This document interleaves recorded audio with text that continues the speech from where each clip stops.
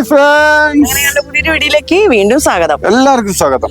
ഞങ്ങളിപ്പോ നിൽക്കുന്നത് രാമേശ്വരത്താണ്. അപ്പൊ ഞങ്ങൾ താമസിച്ച സ്ഥലത്ത് നിന്നു ഇനി നമ്മള് എവിടെ പോകുന്ന ധനേഷ് കോടിയിലേക്ക് പോവാണ് കേട്ടോ. അപ്പൊ നമ്മള് കെട്ടും കിടയൊക്കെ എടുത്ത് സെറ്റ് ചെയ്ത് വെച്ച് ബബ്ലൂസ് റെഡിയാണ്, ഞാൻ റെഡിയാണ്. അത് അവിടെ പോയി അതെല്ലാം കണ്ടിട്ട് വീഡിയോ എടുത്തിട്ട് ഇനി നമ്മൾ നേരെ കന്യാകുമാരിയിലേക്ക് വരുവാണ്. അപ്പൊ നമുക്ക് ധനേഷ് കോടിയിലേക്ക് പോകുമ്പോ ഉള്ള കാഴ്ചകൾ കാണാം.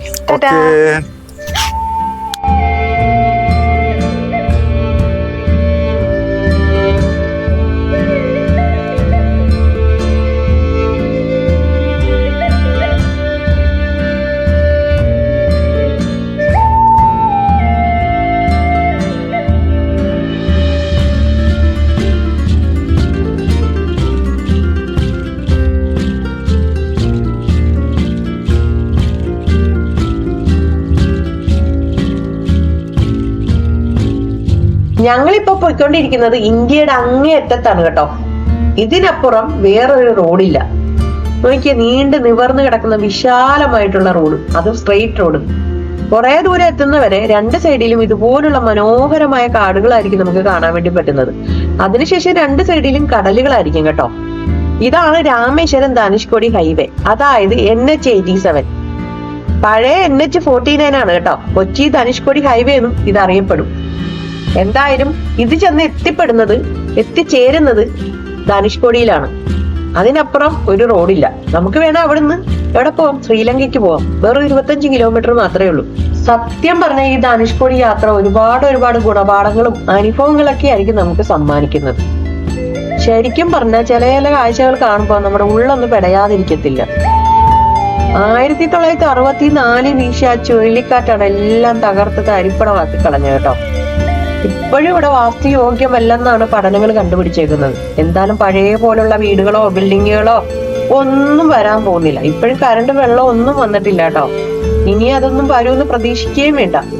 ആപ്പാട് ഇവിടെ താമസിക്കുന്ന കുറച്ച് മത്സ്യത്തൊഴിലാളികളാണ്. അന്നത്തെ ചുഴലിക്കാറ്റ് നഷ്ടപ്പെട്ടു പോയവരുടെ ബന്ധുക്കളാണെന്നാണ് പറയപ്പെടുന്നത്. അപ്പൊ ഇതിന്റെ തൊട്ടടുത്തല്ലേ കടൽ. ആ കടലിൽ പോയി മീനൊക്കെ പിടിച്ചിട്ട് ഇവരിതേ ഇതുപോലെ ഓരോന്നും കെട്ടിയിട്ട് നമ്മളിതിലെ പോകുമ്പോ നമ്മളെ ഊണ് കഴിക്കാൻ വേണ്ടി വിളിക്കും. നല്ല ഊണൊക്കെ കിട്ടും, നല്ല ഫിഷ് കിട്ടും, ഫ്രഷ് മീനായിരിക്കും. നമ്മുടെ നാട്ടിനെക്കാട്ടി പകുതി പൈസക്ക് നമുക്ക് വാങ്ങിച്ച് കഴിക്കാൻ വേണ്ടി പറ്റും. കാരണം അങ്ങോട്ട് പോകുമ്പോ കാമഴപ്പെട്ട് നമ്മളെ കൈയാട്ടി വിളിക്കും, വായോ എന്ന് പറഞ്ഞു. ചില ആൾക്കാര് ഇവിടെ താമസിക്കുന്നുണ്ട്, വിളക്കൊക്കെ കത്തിച്ച് വെച്ച് താമസിക്കുന്ന നമ്മൾ കണ്ടു കേട്ടോ. അപ്പം ചിലവര് രാവിലെ വന്നിട്ട് വൈകുന്നേരം പോകും. ഇതുപോലുള്ള ഊണൊക്കെ നമുക്ക് ഉണ്ടാക്കി വെച്ച് നമുക്ക് തന്നിട്ട് അവരുടെ ജോലിയും കഴിഞ്ഞിട്ട് അവരുടെ ജീവിതമാർഗം കണ്ടുപിടിച്ച് ആ ഒരു വരുമാനമായിട്ട് അവര് വേറെ സ്ഥലത്തോട്ട് പോകും. ഇത് കണ്ട, ഇനിയാണ് രണ്ട് സൈഡിലും കടല് കേട്ടോ. ഇന്ന് കാണാനും മാത്രമുണ്ട്. ഇപ്പം കടലിങ്ങനെ കയറി വരുമല്ലോ. കുറെ നാൾക്ക് ശേഷം പിന്നെ ഇതൊന്നും കാണുമെന്ന് പോലും നമുക്ക് അറിയത്തില്ല. അതിന് കാരണവും കടല് കയറി വരുമ്പോ ഈ റോഡ് പോലും കാണത്തില്ല. അപ്പൊ നമ്മള് ധനുഷ്കോടി കാണാൻ ആഗ്രഹിക്കുന്നവര് എത്രയും പെട്ടെന്ന് വന്ന് നിങ്ങൾ ഇതൊക്കെ ഒന്ന് കാണുക. അത് മാത്രമേ എനിക്ക് പറയാനുള്ളൂ കേട്ടോ. എന്ത് മനോഹരമായ യാത്രയാന്ന് നോക്കിയേ, കണ്ടാ ഇത് രസമാണെന്ന് നോക്കിയേ. എന്റെ പൊന്നെ, ഇതാണ് സ്വർഗം അല്ലേ. പിന്നെ കാഴ്ചകളൊക്കെ നല്ലതാണെങ്കിലും ചില കാര്യങ്ങൾ നോക്കുമ്പോ നമുക്ക് ഒരു വിങ്ങലാണ്. എല്ലാ മനുഷ്യനും ചിന്തിക്കേണ്ട കുറെ കാര്യങ്ങളും അനുഭവങ്ങളും നമുക്ക് ഈ യാത്രയിൽ നിന്ന് കിട്ടും അല്ലേ. എല്ലാരും പണത്തിന് വേണ്ടിയും സ്വത്തിന് വേണ്ടിയും ഒക്കെ കൂട്ടടിയാണ്. ഒരു നിമിഷത്തെ പ്രകൃതിക്ഷോഭം വന്നു കഴിഞ്ഞാൽ എല്ലാം നഷ്ടപ്പെട്ടു പോവാം.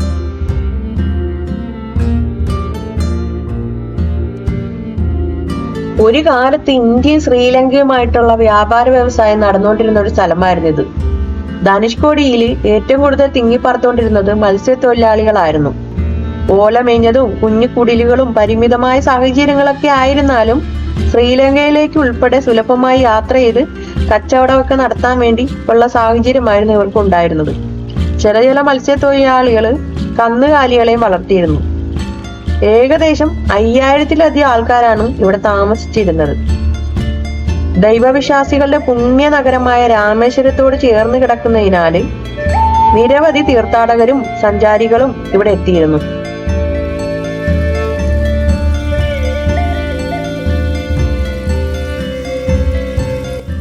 ഭൂമിശാസ്ത്രപരമായ പ്രത്യേകതകൾ ഉള്ളതിനാലും വ്യാപാര വരുമാന കേന്ദ്രം എന്ന് തിരിച്ചറിഞ്ഞതിനാലും ധാരാളം ആളുകൾ ഇവിടേക്ക് ഒഴുകി തുടങ്ങിയിരുന്നു.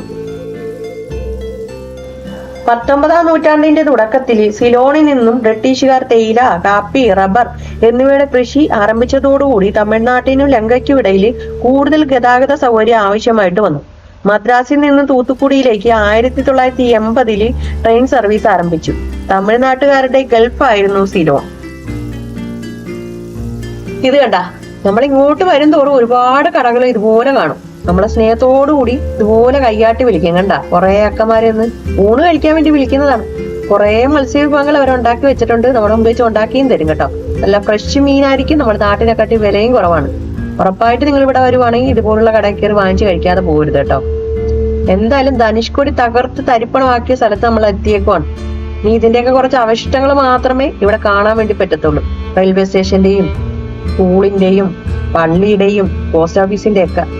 സ്കൂളിന്റെ ഒക്കെ ഉണ്ടാകുന്ന പോലും എനിക്കറിയത്തില്ല. ഹോസ്പിറ്റലിന്റെ ഒക്കെ ഉണ്ട്. ചിലരൊക്കെ നമുക്ക് കാണാൻ വേണ്ടി പറ്റും കേട്ടോ. എന്തായാലും എന്തൊക്കെയാണ് ഇവിടെ ഉള്ളതെന്ന് നമുക്കൊന്ന് നോക്കാം. വണ്ടിയൊക്കെ ഇവിടെ സൈഡിൽ പാർക്ക് ചെയ്തിട്ട് വേണം അങ്ങോട്ട് പോകാൻ വേണ്ടി. ധാരാളം ആൾക്കാരാണ് ഇത് കാണാൻ വേണ്ടി വരുന്നത് കേട്ടോ. ഇത് കണ്ട, ഇതാണ് ആ വാട്ടർ ടാങ്കൊക്കെ നിന്ന സ്ഥലം. റെയിൽവേ ട്രാക്കും റെയിൽവേ സ്റ്റേഷനും ഇത് കാണണം. ശരിക്കും പറഞ്ഞാൽ ഉള്ളിലക്കുന്ന കാഴ്ച കേട്ടോ. ദൂരെ ആൾക്കാരുടെ പ്രതീക്ഷകളും ജീവിതവും ഒക്കെയാണ് ഈ മണ്ണിന്റെ അടിയിൽ കിടക്കുന്നത് അല്ലേ. ഇപ്പൊ ആ മണ്ണിന്റെ അടിയിൽ തന്നെ കിടക്കുമല്ലേ. അതിൽ കൂടെ ചവിട്ടിയല്ലേ നമ്മളീ പോകുന്നത്. ഒന്ന് ചിന്തിച്ചു നോക്കിയേ. നമുക്ക് അങ്ങോട്ട് പോയിട്ട് ബാക്കി കാഴ്ചകളൊക്കെ ഒന്ന് കാണാം. 1964 ഡിസംബർ മാസം 17-ാം തീയതി സമയം ഏകദേശം ഒരു 4:30 ആയിട്ടുണ്ട്. തെക്കൻ ആൻഡമാൻ കടലിൽ ഒരു ന്യൂനമർദ്ദം രൂപം കൊണ്ടു. ഡിസംബർ 19 ആയപ്പോഴേക്കും അതൊരു ഉഗ്രപ്രതാപിയായ ചുഴലിക്കാറ്റായി വന്നു. 2 ദിവസം കഴിഞ്ഞപ്പോഴേക്കും അത് വേഗം കൂടി പടിഞ്ഞാറോട്ട് ദിശ മാറി. ഡിസംബർ 22-ന് ചുഴലിക്കാറ്റ് ശ്രീലങ്കയിൽ നിന്നും സിലോണിലേക്ക് എത്തി. തീരപ്രദേശത്ത് ചുഴലിക്കാറ്റ് ആഞ്ഞടിച്ചു. കനത്ത നാശനഷ്ടമാണ് ശ്രീലങ്കൻ തീരത്തുണ്ടായത്. 15 അടിയോളം ഉയരത്തിലാണ് കൂറ്റൻ തിരമാലകൾ വന്നത്. ചുഴലിക്കാറ്റ് തമിഴ്നാട് തീരത്തെയും ബാധിച്ചിട്ടുണ്ട്.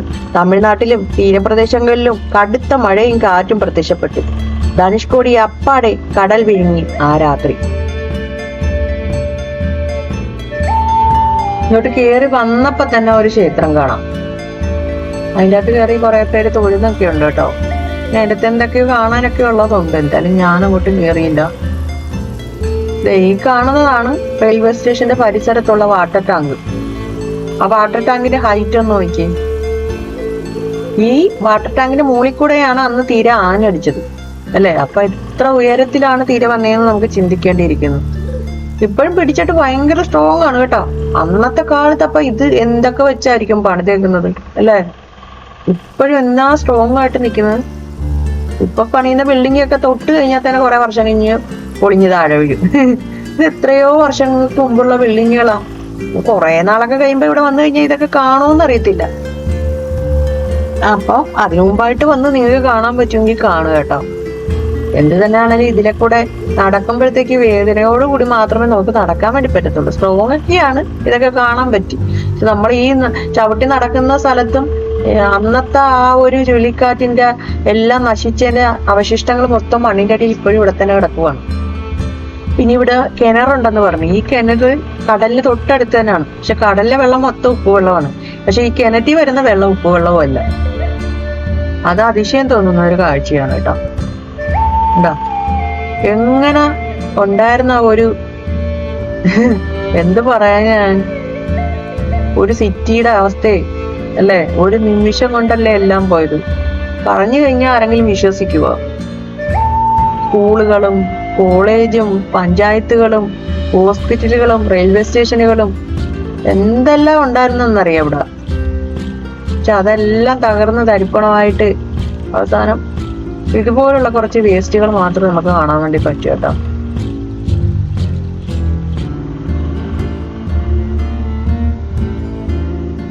ഇനി അങ്ങോട്ട് പോകുമ്പോഴത്തേക്ക് നമുക്ക് ഇതുപോലുള്ള കുറച്ച് കാഴ്ചകളൊക്കെ ഇനിയും കാണാൻ വേണ്ടി പറ്റും കേട്ടോ.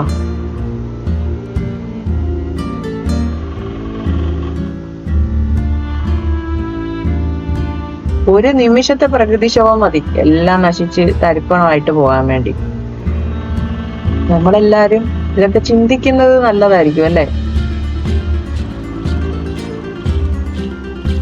ഒരിക്കലും ഞാൻ പറഞ്ഞില്ലേ, പഴയ പോലുള്ള ഒരു ജീവിതമോ അതുപോലുള്ള ബിൽഡിങ്ങുകളോ വീടുകളോ സ്ഥാപനങ്ങളോ ഒന്നും ഉണ്ടാകത്തില്ല, ഒന്നും വരുത്തില്ല. ഇത് തന്നെ ആയിരിക്കും ഇതിന്റെ അവസ്ഥ. പ്രേത നഗരമായി മാറിയേക്കുവാണ് ഇപ്പൊ. പിന്നെ ഞാൻ പറയില്ലേ, മത്സ്യത്തൊഴിലാളികള് കുറച്ച് കക്കയും കക്കയുടെ ഉൽപ്പന്നങ്ങളൊക്കെ വിൽക്കാൻ ഇരിക്കുന്ന കുറച്ച് ആൾക്കാരും ഒക്കെ ഇവിടെ കാണാം. ഇത് കണ്ട 1-2 കുടിലുകളൊക്കെ കാണുന്നുണ്ട് കേട്ടോ. അതിൻ്റെ അകത്ത് കറണ്ട് ഒന്നും ഇല്ല. എന്തായാലും വെള്ളമൊക്കെ ഇവര് ഈ കടലിൽ നിന്ന് വല്ല എടുക്കുമായിരിക്കും. അന്ന് ഇവിടെ ഹോസ്പിറ്റലും റെയിൽവേ സ്റ്റേഷനും ആയിരുന്നു ഇതിൻ്റെ അകത്ത് ഉണ്ടായിരുന്നെന്ന് പറയുന്നു കേട്ടോ. എന്തായാലും അതിന്റെയൊക്കെ അവശിഷ്ടങ്ങൾ തന്നെയാണ് കാണുന്നത്. അന്നത്തെ ചുഴലിക്കാറ്റിന്റെ ഒക്കെ അതേ ഇതുപോലെ എഴുതി വെച്ചിട്ടുണ്ട്. രാമനും രാവണനും രാമസേതു ഒക്കെ. ഇതിനെപ്പറ്റിയൊന്നും കൂടുതൽ ആധികാരികമായിട്ട് പറയാനൊന്നും എനിക്കറിയത്തില്ല കേട്ടോ. അതിന്റെയൊക്കെ ഫോട്ടോ ഒക്കെയാണ് ഈ ഒട്ടിച്ചു വെച്ചേക്കുന്നത്. രാമായണ കഥയും ഇവിടെ നടന്ന സംഭവങ്ങളും ഒക്കെ ചരിത്ര പ്രസിദ്ധമായ കഥകളാണ്. യഥാർത്ഥത്തിൽ നടന്നിട്ടുള്ളതായ ആ ഒരു കൂടെയാണ് ഇപ്പോഴും കടന്നു പോയിക്കൊണ്ടിരിക്കുന്നത്. ഉണ്ടോ? ഇഷ്ടിക വരെ തെളിഞ്ഞു കാണാം. സിമെന്റ് ഒക്കെ പോയി. അന്ന് പണിത കിണറാണോന്ന് തോന്നുന്നത്. ഇപ്പൊ എന്തായാലും ആർക്കും ഇത് പണിയേണ്ട ആവശ്യമില്ലല്ലോ.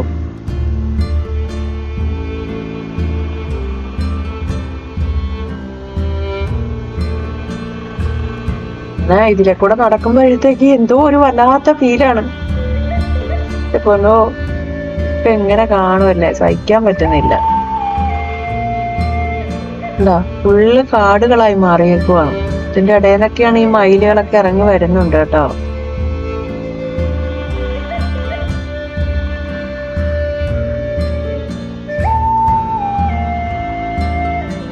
ഭയങ്കര വെയിലും ചൂടുമാണ്. അവിടെ ഇവിടെയൊക്കെ ആയിട്ട് ഇതുപോലുള്ള കുറെ അവശിഷ്ടങ്ങൾ കാണാൻ വേണ്ടി പറ്റും. ഇതുണ്ടോ? ഇവിടെ നിന്ന് കുറെ ഫോട്ടോ ഒക്കെ എടുത്തിട്ടുണ്ട് കേട്ടോ. ഇതൊരു ഓർമ്മയ്ക്കായിട്ട് ഇരിക്കട്ടെ.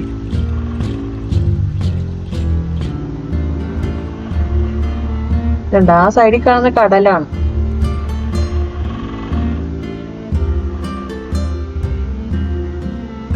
ഈ ഒരു അവസ്ഥയില് ഇതൊക്കെ വന്ന് കാണാൻ പറ്റിയല്ലോ. ഇന്ത്യയുടെ ഒരു ഭാഗം തന്നെയല്ലേ അല്ലേ? ഇന്ത്യയുടെ ഒരു ഭാഗം തന്നെയാണ് തകർന്നു പോയിരിക്കുന്നത്.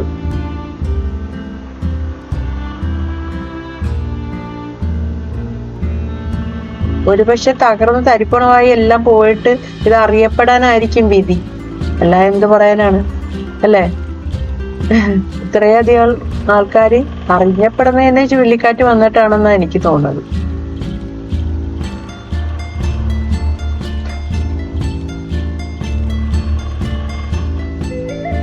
ഞാൻ പറഞ്ഞ കടലാണ് അത്. ആ തുമ്പത്ത് കാണുന്ന ക്ഷേത്രമാണ്. ഇത് കണ്ട, നമ്മുടെ ആ പനയുടെ ഓല വെച്ച് മടലൊക്കെ വെച്ച് വേലിയൊക്കെ കെട്ടിവെച്ചേക്കുന്നുണ്ട്. ചിലര് കുഞ്ഞു കുഞ്ഞു വീടും കടയൊക്കെ കെട്ടിവെച്ചിട്ടുണ്ട് കേട്ടോ. എന്തായാലും ആ ഒരു ക്ഷേത്രമാണത്. അതിൽ വന്നിട്ട് ഒരുപാട് ആൾക്കാർ തൊഴുന്നുണ്ട് കേട്ടോ.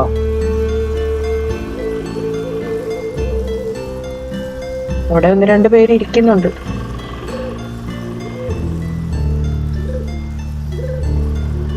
അവിടെയും കാണാം എന്തിന്റെയൊക്കെ അവശിഷ്ടങ്ങളും. ഇങ്ങോട്ട് വന്നപ്പോഴത്തേക്ക് ഒരുപാട് മയിൽ നിപ്പുണ്ട് ആ ഒരു ബിൽഡിങ്ങിന്റെ അപ്പുറത്തായിട്ട്. ലൈറ്റ് ഹൗസ് കാണാം. പഴയ ലൈറ്റ് ഹൗസ് ഒക്കെ പോയി.